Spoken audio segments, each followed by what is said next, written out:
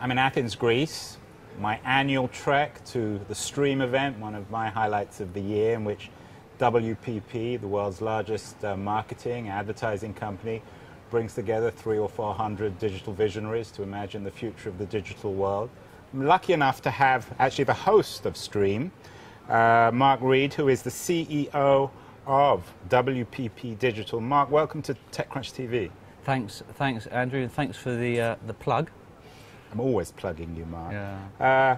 But there are going to be a lot of people, Mark, who are watching this in TechCrunch land, who know all about WPP. You know, we all know about Martin Sorrelli. He's been on this show before, about your big achievements in marketing and in advertising. But there'll be people in the audience who don't know as much perhaps about you and WPP's dedicated digital division. Yeah. So very briefly, tell me what you do and what the division is. So, I mean, today, digital is 32% of WPP's revenues. WPP Digital is sort of a dedicated vertical within the group, so it's part of that. And what is that in dollar terms, 32%? So we're about $17 billion, so you can do the maths. It's sort of somewhat over $4 billion. A year? A year. So if you look at, if you paid content did a recent survey, we're the 7th largest digital media organization in the world, which we were a little bit, we were pleased by, let's put it that way. But why do you think you're not known as a digital organization? Why do most people, why might that statistic actually come as a surprise? Well, I think too often we're known as an advertising group. You didn't introduce us as an advertising agency, but often people do. And I'd say, there's that sort of legacy part of the business, not legacy part, but there's that legacy of the group. But, if you said, where do we want to be in 5 or 10 years' time, we'd like to be a marketing, a technology and a data company, not an advertising group. Mark, I've been coming to Stream for several years now. Every year digital becomes more important. Yeah. In 10 years' time, is WPP going to be a digital company? I guess in 10 years' time we won't be able to separate the two things, right? But we were saying that 10 years ago, and still we're trying to separate it. But I think in 10 years' time we will finally, it will just be what it is. Everything will be digital effectively. So describe WPP's digital business. What is it primarily made up of?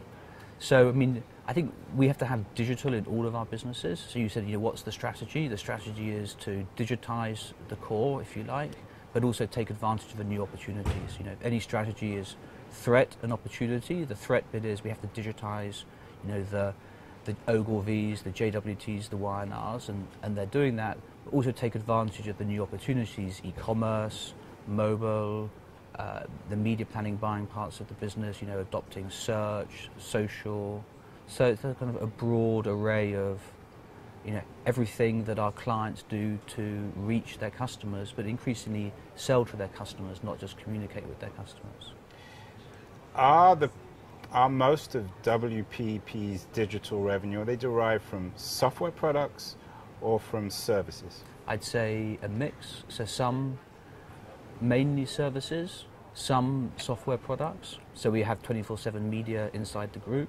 So I'd say the big move we made, if you like, was in 2007, buying 24/7. We were the first agency group, if you like, to sort of double down or make a big bet on technology and its importance in our future. And that's kind of been a major area of investment for us. So we created Xaxis, which is a DSP, to use more jargon, an audience buying business. So applying technology to the process of buying media on behalf of our clients, not just selling media, which is what publishers do. So it's a mix of those types of investments. Mark, when you look at the current landscape, which is of course dominated by social and mobile, what is your take on the current social ecosystem? Sir Martin's State of the Union speech today, I thought, was unusually sympathetic and warm towards Google. Has WPP generally changed its position on Google, more of perhaps an ally than an enemy? Well, I think he always defined it as a frenemy, so there are elements of... Are they more of a friend now than they've ever been? I think he said they're more of a friend now than they've ever been. I mean, we spend a lot of money with Google, and it's an important means for our clients to reach their customers, but we have to be, objective. So our strategy is to, take our clients' dollars, if you like, and their marketing budgets, and advise them how to spend that money across Google and Facebook and News Corp and Time Warner and all the media outlets. So I don't think we want to have a particular alliance with any one particular media company. Our role is to be kind of independent in that position. But they're powerful, right? You can't Switzerland, doubt. Right? Yeah, sort of Switzerland. We all want to be Switzerland. But you can't say they're not powerful. If you look at their revenue growth or their display business, which is now, if I read the press correctly, bigger than Facebook's display business. A very powerful organisation. Are you bullish or bearish on Facebook? Do you think that this, basically the collapse of their share price, reflects a fundamental weakness in their business model, or is it a short-term problem? I think it reflects the fact that they were overvalued when they went out. And if they come out at $20 or $22, it would now be up, not down on the IPO. So I think it's more of a financial engineering problem, if you like, given where they are.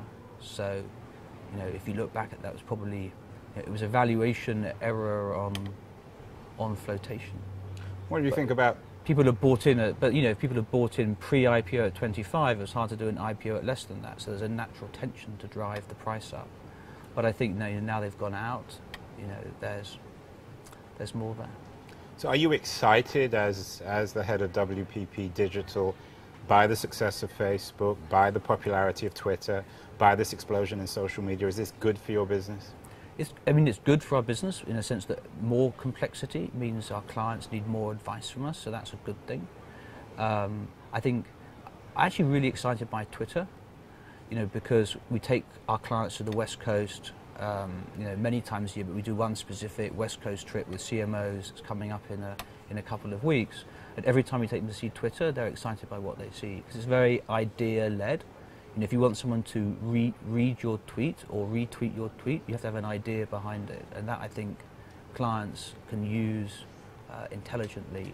But do you think advertising can work on Twitter? Well, maybe we don't have to pay for it. That's even better, right?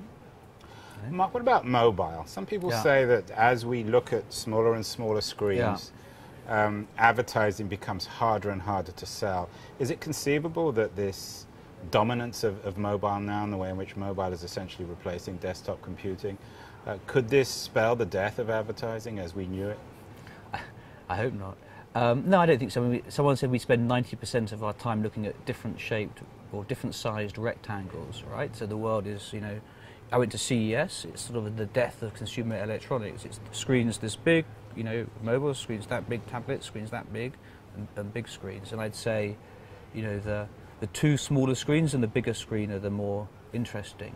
I don't think mobile is an advertising medium, and the question on mobile was always the wrong question. Will there be large ad dollars on mobile was maybe not the right thing to ask. The question to ask was, when will our clients use mobile to provide services and solutions to their customers? So,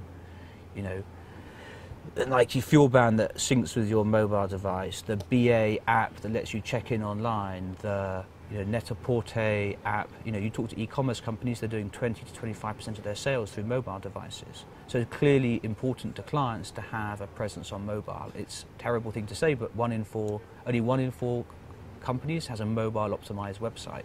So you can imagine the amount of business clients are leaving on the table by not doing that in mobile. So I think it's a really transformative device. Is it somewhere where you're going to put banner ads? No, maybe not, maybe never will be. But that's not necessarily that critical to WPP's business, because 25% of our business is creative advertising, and we'll still be watching lots of TV. We can put the ads on TV, if you like. So I think every medium has a different role. Finally, Mark, you're a very important player and an increasingly large player in the digital economy. You said it, yeah. Well, you are, I think, for better or worse. Yeah. Your business is growing in that area. How would you like to work with some of our audience? A lot of startup entrepreneurs who are intrigued by WPP that may not know much about it. Do you make investments? Do you partner? So I think, Stream, where we are, is one thing we do.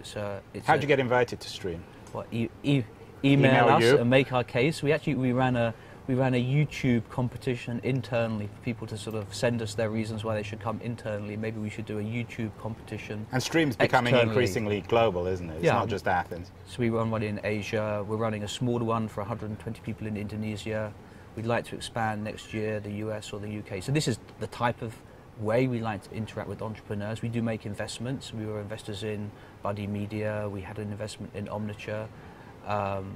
You know, we need startups to be as a size and scale where they can, you know, work with our clients, because we have big clients that have, you know, maybe place demands on startups.